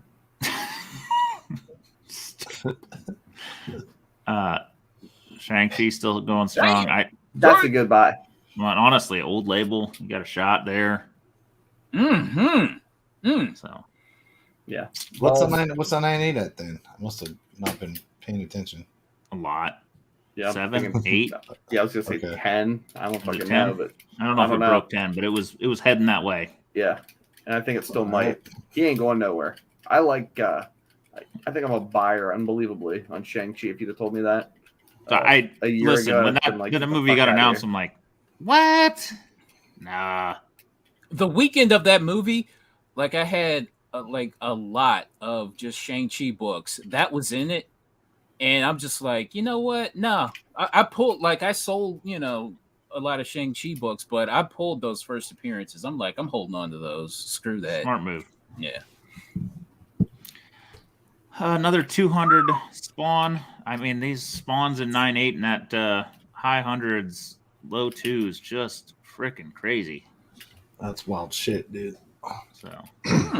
So much free money everywhere, and kind of missed if we'd known, right? I mean, why would I? Don't get me wrong. I mean, I was passing this book for what I thought was too high. Not a 9.8, obviously, but $60 or something, a BE, Hemhaw, whatever. And I wouldn't grab because all the 200 variants, because there's like 10 of them or something. I always thought were good buys. The 100 variants have always sold really well too. The 100s I've never found in any high grades, and these they don't. Most of them don't show up that much. But I think we all just underestimated the love of Spawn. Yeah, 100% we did. I know I did. I always bought it. I'll be honest with you. I have a lot of Spawn, but I never would have been. I wasn't going to pay $20 for what I thought was a common issue. Yeah, we all would have bought every freaking copy we saw. Who's the guy we interviewed, Brian? What was his name? The Spawn guy? He owns Spawn World. Spawn World. You know what you don't see? Some other character world. I mean, it's just this one. You guys are fucking serious about their Spawn. Yeah. Hey, Wildcats world. I don't know. I mean, sorry, Jim. Spider-Man world. I mean, Spawn completionists are freaking completionists. You don't mess with them. Jesus. Well, and I think I do think that it might be some people's only comic book property, like the McFarlane collectors and figure collectors and his toys and all the crazy, awesome stuff that he's done over the years. Got them to read Spawn, and they just stuck with it. It was dark enough. There's enough dialogue. I mean, it's a wordy ass book. Dude, as a child, I stalked the fucking man. Legitimately. Like as a Yeah. small child, I like went to my library, like got phone books, tracked down what the fuck's the guy's name? Oh shit. I don't know, one of the editors for Image that I found, who's also a writer, I found out he lived in West Virginia, stalked him to try to make my way to Todd McFarlane. Like I was like, hi, do you know Todd McFarlane? You know what I mean? As a small child. Not that I'm not small now. Well, I was gonna say, would we Fans tell are the rabid. difference? Yeah, fans are no beard. And I used to be like one of the fucking psychos. I'm still psycho, but now I'm one of the many psychos. Yeah. You know? So Yeah. Good. Long Short posted this, and I had to kind of include it. So he's been doing some serious sales posts on IG, just showing stuff, and this one caught my eye and it hit me again. But who PGX? PGX Stanley. Who the fuck are we? Professionally PGX graded. Get this fucking right trash there. off. Get this trash off here. And Professionally shame graded. on you, fucking Long Short, for putting this trash up. You and John both, and McClay for co-signing. All three. Shame. It says it in the listing, professionally graded. Yeah, please, dear God, some poor bastard. I hope to God they don't actually pay $40,000 for that book. I just this breaks my Section heart. 8 housing. Get that That's where it was graded. Section 8 house. Yeah, it says there's your lawyer, unrestored not twice. at Fame PGX. Sue me. I'll tell the truth about you. And how about the poor bastards that the Comic Link auction with the fucking fake signatures on the fucking Wolverine, the 181, the Hulk 181 was PGX graded. We can talk about that too. I don't know about that one. Oh fuck. This one, I mean, people are loving errors all of a sudden. And I think this is a unique error. I don't think I've seen any it's cool. trend in this one. Yeah, I've never seen that. It's kind of hideous too. It's like not like a cool error. I've never seen it. I would want it for sure. I don't know if I want I won't buy $1,000 on it. Like this is just one that went wrong. It's not like it made a cool color or did something neat. It's just fugly. Venom like melted half of Spidey's face off. Already. Yeah, so amazing. I mean, I don't know. I freaking love it. I get the desire of errors, but you can send that to PGX. I'd still fucking want it. Yeah, well, deviant. It's just awesome. I don't know if I'd pay $1,000 for it. No, somebody probably got it at a half price but for $1. There's no one on this panel that wouldn't pay $200 for it. I guarantee. Right? I'm just saying, somebody a long time ago got it for half off because it was effed up. That'd be awesome. I do 150. You'd say 150? Yes. If it's that clean, yeah, I'd probably do the 2. See? If it was a beater, like 100. I got one of those Avengers. What is it? The 350 or something? The silver foil. Did you ever sell that? Yeah. Nice. Like $600 or $800 or something like that. But it's like a 3.0. It's messed up. But I had one. The only one I see is the one that's been on my comic shop for like 2 years. It's a 9.4. Yeah, well, that's a beast, and who knows? Who knows how many there are? A couple more. Fantastic 4.285, a hell of a grade. Wow, crossing. That's 10K. A beautiful book. Oh. I might be a wise buy at that point. I don't know. I don't have an opinion one way or the other. I don't know. Just the grade and I mean, you gotta sell it to somebody. You gotta sell it to someone who's wealthy. Yeah. People who are like broke and just love comic books, they don't give a shit about like the first scrolls.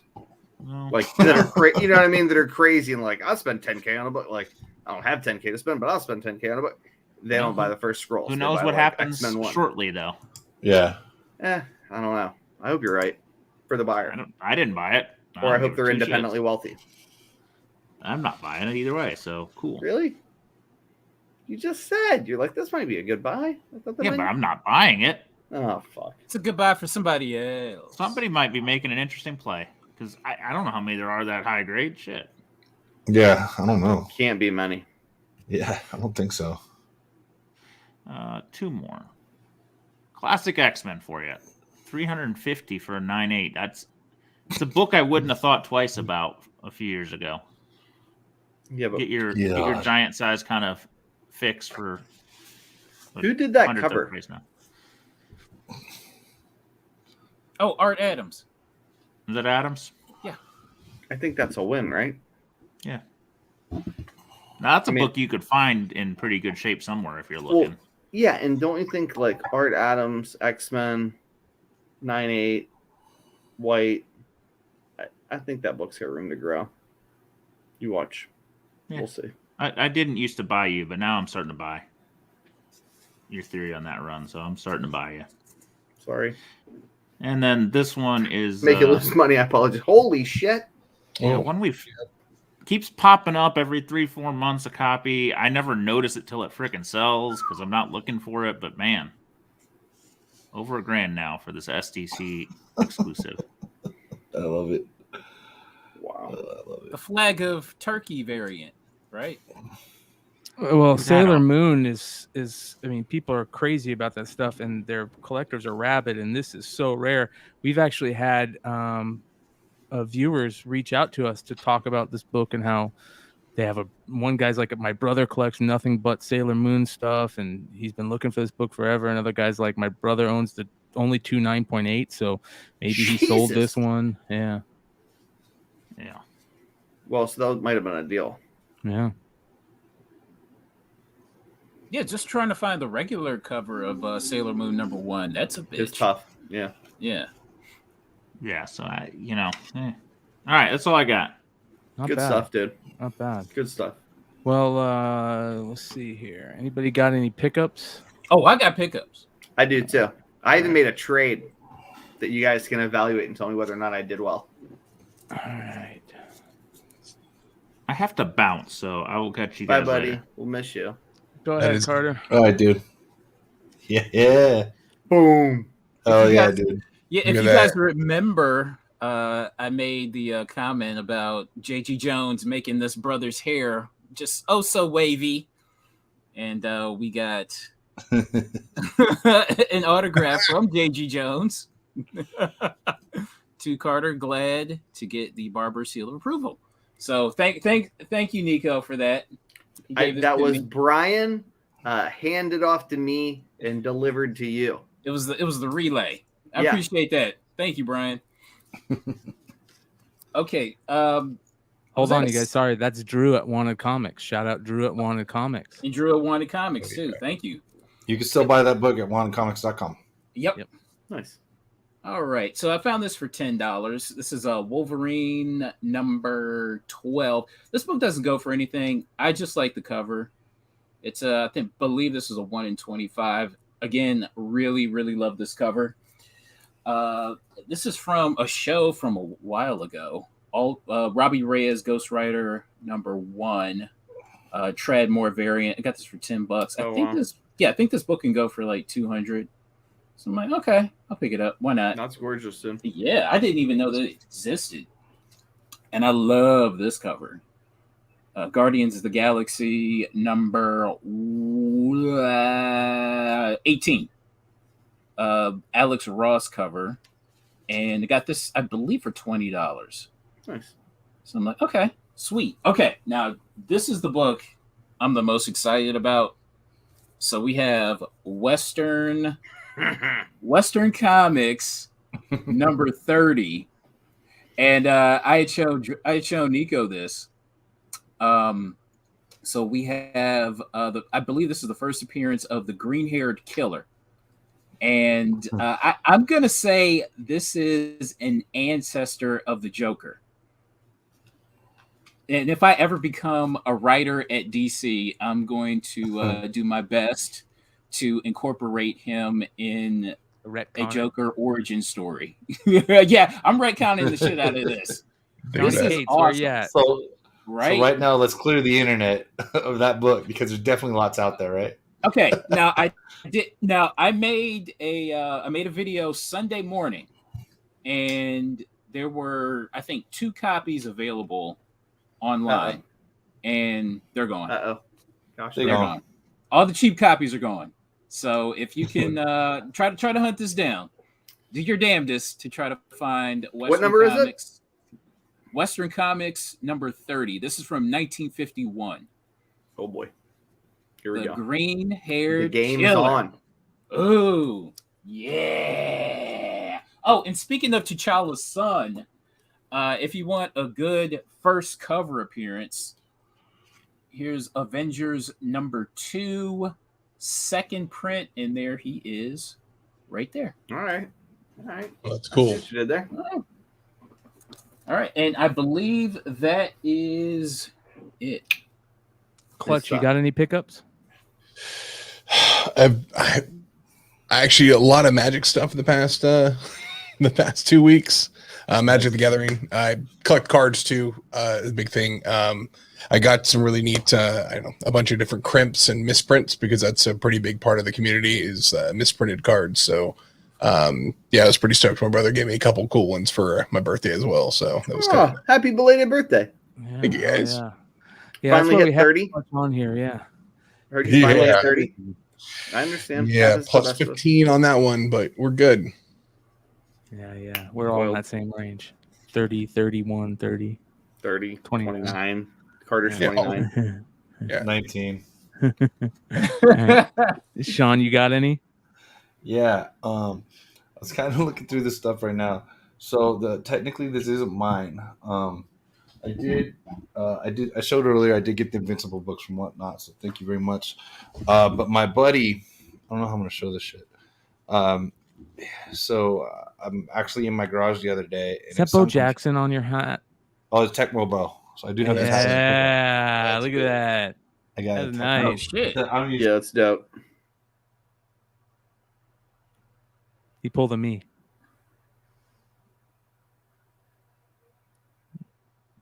We'll wait.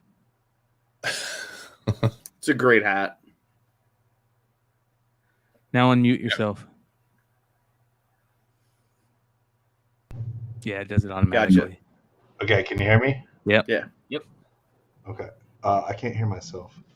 So anyway, if you can hear me, I'm just gonna go. So anyway, so I've got cards. So I'm actually in my driveway doing some cleanup, and Jim Lee signed. my buddy came. I was just going through them. So there's like stacks of these marble impels, right? And they're probably more than 50% signed. And Wow. his dad got him at a garage sale for $5. Hey. So he said he didn't know, but he knew the guy who would know. And obviously it's his neighbor that does comic books. And so there's there's these crazy signed. I think this Wolverine, it's hard to see. I think this one's Jim Lee. Yeah, An Art Adams with it dated. Oh, wow. Ton of Art Adams. Oh, dude. Eric Larson, Punisher here. I'm What? pretty Yeah. sure. Oh, double sign. So you can't even see all the signals. That's amazing. That's amazing. Yeah. Right. So there's just there's tons of these. More Art Adams. Yeah, it's hard to see the gloss. I didn't see him at first. Was we're in the garage. Straight John Romita. And there's JR also. So I don't know if they're the same. Ron Friends. Let me try to grab a couple of cool ones here. sick, dude. Those are sick. Yeah, Yeah. that's Was amazing. this somebody from the fucking bullpen? Like, how'd this happen? This is awesome. Yeah, dude. Somebody went to the con and did all this, and then all of a sudden, so you see Fantastic Four versus Mole Man. Here's the hollow, but Art Adams hit it on the back. Nice. Wow. I assume this is the date, 6/30/91. That's cool, man. So literally, Wow. 30 years ago, That's amazing, dude. Spidey hologram. with You Art should ask Adams. to buy those, Sean. You shouldn't let him sell those off. No, he doesn't know anything to do. If I just give him money just to keep them, you know what I mean? He doesn't. And the dude is not. I would make an offer on those, bro. Those are that cool. He doesn't need much money. Art Adams, Galactus. Ooh, Bro. It's cool. Once we get to the fact Yeah, that they this is signed great them with history. the date makes it even better. Yeah. and even on here, so here some Ron Lim Thanos, Wow. Jesus Christ. right? And there's some I don't recognize. JR, and these are just ones I pulled out here. I literally kind of forgot about these because I hadn't been able to actually look through them all. More Ron Lim autos. Those are so Surfer dope. versus Thanos. Cap against Red Skull. On the first one that was on top, it was the Thanos Art Adams, and I'm in the driveway and it's kind of hard to see. It's sunny, it's hard to see outside, and I see the Art Adams on there, and I'm like, holy shit, that's Art Adams. So yeah, just for whatever reason in the middle, like the Deadpool impels just sitting in there, and just sitting in the middle of this stuff, and like there's this many more of these. Oh my god, that's amazing, bro. With no lid, just sitting in this thing, $5 at a garage sale, and I was like, I gotta go to more garage sales. You know the guy. Oh, I know this guy's he's just a garage sale guy. He has his second house is here, and he's owned it for a long time. He's 15 years at least older than I am. Wow. And so he said so many garage sales. So yeah, I think there's a couple Pauls on here. I mean, some autographed Night Thrasher. How do you beat that? And so yeah, this dude just went around. More Art Adams Hulk. Dude, that's amazing. Yeah, it's so super cool. And I'm like, damn, this dude either just doesn't give a shit. He's not here anymore. You know what I mean? Looks like the Eric Larson Kingpin. Jesus Christ. Just cool shit. I'm just having a good time going through whatever. This is what this show's about right here. This type of shit. Yeah, man. I'm trying to figure this sig on this Ghost Rider. I don't know if you guys can help. I'm trying to see if I can angle it. This is the only one I've. Is that Adams also? He dated it like Adams, but it doesn't look like Adams at all. It doesn't look like. It doesn't look like his signature now. Yeah, because I knew the Adams as soon as that Adams. Does it say the artist on the back? Is it Howard Mackey? No, it doesn't say the artist on the back. I was trying to look. Sorry, on the back. I meant to say on the gravestone. What does the gravestone say? It's probably Howard Mackey on the gravestone. Actually, probably put his own name on there. Yeah. Over there. So it might be Howard Mackey. Middle finger is there. Yeah, it could be. That's cool. More of a C. But anyway, yeah, there's just stacks of these, man. I take some pictures and put them on Instagram or something. And I just thought, yeah, super cool. And I want to say, to be honest, more than half of them signed. You know what I mean? The more I pull out, the more I see. Adam Shield. Wow. Like just cool shit. So yeah, dude. I don't know what's fair, and I'm just gonna put these away. Also, like they're you know what I mean? I don't know what's fair. If I hand them $100 bill, is that cool? They're just gonna sit in my house. I'm not like gonna pick these out for to try to make all this money. Oh, and does he collect anything, or does he like anything? There's some Death's Head. Does he collect anything or like anything, Sean? Fishing, Bud Light. Yeah, sounds like one of us. I'd pay him whatever the fuck he wants for it, but I'd buy him something nice as like a personal thank you. That would make, you know what I mean? He doesn't have an idea. I assume he wouldn't even care if you know what I mean. I'm not gonna jerk up and be like, no, they're worthless. Here's $5. But nobody signed the Darkhawk, and it says rookies right on there. I didn't realize some of them legit said rookie. Maybe that's Sleepwalker rookie didn't get signed. We get a signed Rage rookie. The X-Force did not get signed, and there's no Deadpool. Yeah, but trade John Romita, Doc Ock. That's awesome, dude. That's so good. That's freaking cool as shit. That is cool as shit. I'm glad the last minute that I remembered that he put those on there so I could show you guys. But yeah, so very cool. That's it. And I haven't figured out what all the signatures are. You know what I mean? Like here's a Masters of Evil, but I don't know who that is offhand. You know what I mean? I don't know either. And they must have had them dry. Like it must have taken this guy a second to get this stuff. You know what I mean? Oh yeah, there's years in between on some of the dates. Yeah, so we'll see. Oh, Venom's not signed. But yeah, man. Anyway, cool stuff. I'll try to get it all figured out, catalog. And I don't know. There's a checklist. I don't know if it's the whole set, but it's got to be close. Because I think there was one of the checklists on there. It was like 150 or something. And there's got to be close to that amount of cards here. So anyway, that's my quality. Since I don't own them. Major Issues said it best. Score. Yeah, score.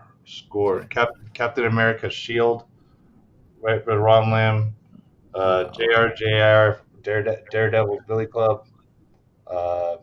Yeah, just yeah, cool stuff. And that was 93. So yeah, this guy worked on this for a long time, and somebody gave it away for $5. That's awesome, dude. It's freaking So, amazing. Yeah, that's All right. that's my stuff. Nico, you're up. I bought a bunch of crap, so I'm not gonna like run through all of it, but I'll try to hit some highlights. The first one was the trade. So a dealer, Eric, owns not Eric Comics or Go Eric, the other Eric Carter. What shops do you have? Used to set up with Rob Griffin, moving picture guy. It's from Ohio.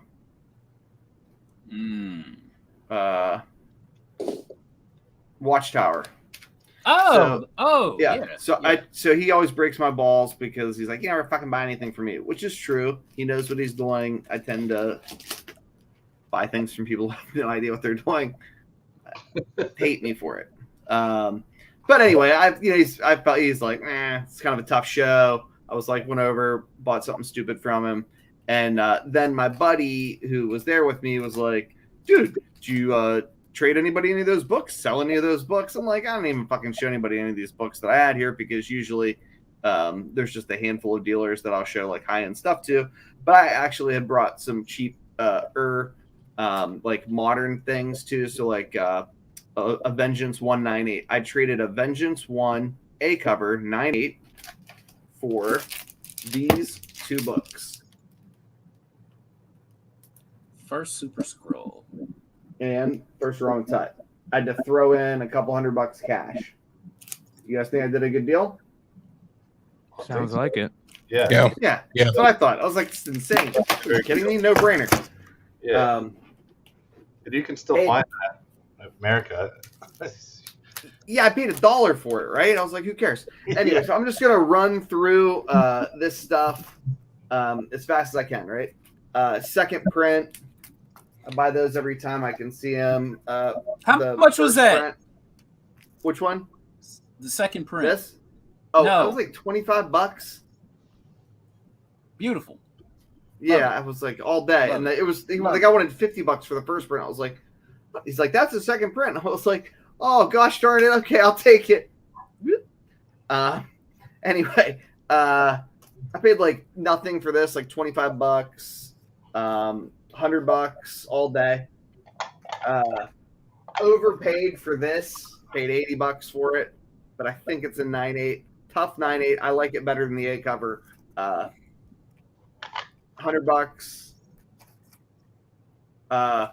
These ones were for my buddy Leg. Mad Balls. He told me about the Mad Balls. Those are the variants. Yeah. So I went and got them. Good stuff. What year are those? Are those like recent? I don't Lion Forge like 2016 or 17. Lion Forge. Okay. All right. 1 in 25. It's a ghost. You cannot buy this. $12. You ready for this one? $6.99. Good luck finding that one. Oh shit. Yeah. I bought a bunch of Middle West books for cover price, the later printings of like 2 and the 1 the 1/3 print and 2nd print and 3rd print and 4th print or whatever. We'll see if if anything ever happens with that. I just wanted to stock up on them since I could get them at cover price, and I was kind of annoyed. I can't believe I actually paid $10 for this. I don't know what it sells for, but I bought that $10. Bought a couple copies of this, and then I got some more expensive stuff. I picked up another Ultimate Fallout 4.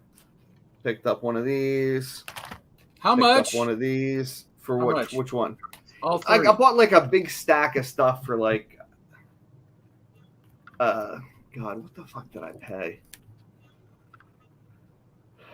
I bought a big stack of shit for like I think we'll run through it all. I want to say it was like $2 or $3 grand for all of it. A nice copy of that. I got this from John Z, which I think is amazing. It sat on his wall in Baltimore, and I'm like, if someone doesn't buy that, I'm going to. I made him raise the price of another book that I also took with him. We'll get to that one too. John just had great books. So this is Ramita Kirby on a non-canon Mexican Spider-Gwen. I'm like, That's wild. I was like, I don't give a fuck if they got blood on that cover. Like, Purple Doom. Anyway, this was a gift from a friend, as was this. I am incredibly appreciative to have good friends. Incredibly appreciative. Steve Horn, thank you, my friend. I do appreciate it. How do you not fucking love this book? Second print, Cap, punch in zombie Hitler in the face. This was part of that deal on the where I got just a stack of books. I think I got 1 or 2 different copies of that. Paid nothing for this. I want to say like $30. Same deal here. I paid like $30 for one of these. Dude, I haven't seen a Revenge of the Monoliths in the fakest first appearance. $15 for the Galactus one. I think I paid 10 for this. I paid nothing for this one. That's the Moon Knight brother. And then this was part of my deal with John Z. I think this is the first pulp ever. How the fuck year he is even that? had What year is that that? is beyond What year me. is it? I don't fucking know. I'm gonna have to Google that shit. Fucking long ass time ago, right? What's the not picture crimes? Okay. Yeah, looking it up. But I'm wait. Hey Matt, I'm waiting for you to start grading those pulps like you told us you would. Please. I got. Speaking of pulps, I just grabbed a fucking stack of them, too. Wow. $5 a piece. Thank you for Baltimore. Jesus. Yeah, we did. I called Z. I was like, dude, let's go. And we just went and bought everything we could. $10 all day. I think people are insane to not be buying those. Second print, I felt like I overpaid at $25. I grabbed one of these as part of that deal for a bunch of shit. I think the price tag on that was like $50. That's just a variant. I love this one as far as the Secret Invasion stuff. Got 2 of these. One of these. This was like, I pulled this out of a bin for like $3. That's not really that important. I like that. It's just like a random Doom Silver Age. Chris Colbert's got me buying these fucking things. $10 a piece. I'll take them. Ex Machina #1s. Call me crazy, but that's about how much I'm gonna play for that fucking Y the Last Man #1 before it's all said and done. I forget what these were, but I just like them. You know what I mean? The last issue wasn't there, but I'll take the Stained Glass Scarlet, the second to last issue. This is gorgeous. I need to grade it. I probably overpaid for these issues. I think I paid $10 a piece for them. They're all real high grade, but I'm going to put them in a set because I got a bunch of #1s. I think I paid $10 for that. $10 for that. This was, I want to say, $75. It's pretty nice though. She's coming back. Fourth print, the Black Cat, which is not that nice, nor is that. These are just kind of like lower grade copies of keys. I've been trying to stack up on them, including another Shuri. And then I forget what the fuck I paid for this. Probably a little too much. And this, which is not a 9.8, but just a halfway decent, well-presenting copy. Just so you can kind of see what I mean. Anyway, loading up on books because I sold a bunch of shit in Baltimore. Done. That's good. Late Night said that there's that Picture Crimes one's up. Buy it now for $7,500. So you probably got a good deal. Get the fuck out of here. Shut the fuck up. Time out. Oh, I'm reading the chat, dude. That's all. I might have to send John Z money. Jesus Christ. That. Well, that being said, let's end on a good note. Ladies and gentlemen, thanks for watching tonight. Make sure to give all these guys on this panel a follow. You can find us on all major social media apps, YouTube's, whatnot, all that fun stuff. And keep an eye on all the whatnot sales coming up. There should be some more charity auctions that we'll be talking about, and you can find more about those on the Flipside Instagram. As the week goes on, we'll shout out those whoever are doing any of the veteran sales. And that being said, we're out. Adios.